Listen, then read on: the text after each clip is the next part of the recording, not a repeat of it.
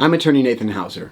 There are two types of workers' compensation death cases recognized by California courts. One is where there's a direct accident that kills the injured worker immediately, like when a construction worker falls from a building and is killed on impact. And the other type of case where death benefits may be available for dependents is where a work injury or work duties or medications taken for a work injury were a contributing factor in the employee's death. In this type of case, there may not be a clear, obvious connection between the work and the death. For example, somebody who's suffering from serious stress on the job goes home after work and the work-related stress contributed to that person having a fatal stroke or heart attack. It's not widely known that this second type of claim gives the right to dependents to bring a claim for death benefits. Those types of cases usually require a doctor to review the medical records of the injured worker and the circumstances of death and determine whether work was a contributing factor. Generally speaking, we only need to prove that work was a 1% contributing factor to the death. The amount that dependents can recover for death benefits depends on whether the dependent was a total dependent or a partial dependent on the injured worker, and also the total number of dependents who relied on the injured worker financially at the time of the death.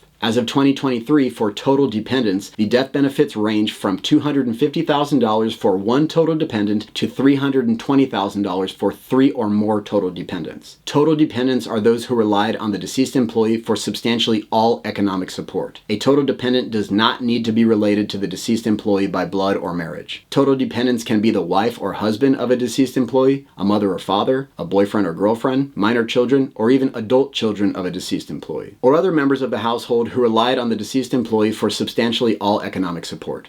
An award of death benefits will be made in payments of 2/3 of the average weekly wages of the deceased employee and divided among the number of dependents. The insurance carrier by law does not have to pay the death benefit in a lump sum, but often we can negotiate a settlement for a lump sum payment. A special benefit may exist for minor children who will be entitled to death benefits until the youngest child reaches the age of 18. Death benefits are also available to partial dependents who relied in part on the deceased employee but had other means of support. Partial dependents can be a husband or wife who also worked their own job and earned more than $30,000 in the year prior to the employee's death, or other members of the household who relied in part on the deceased employee. As of 2023, partial dependents are entitled to 8 times the amount annually devoted to the support of the partial dependents. If you have questions about whether you are entitled to death benefits or you'd like more information about California workers' compensation death benefits, please call the number on the screen and we will be happy to evaluate your case completely free. I'm attorney Nathan Hauser, and I hope to hear from you soon.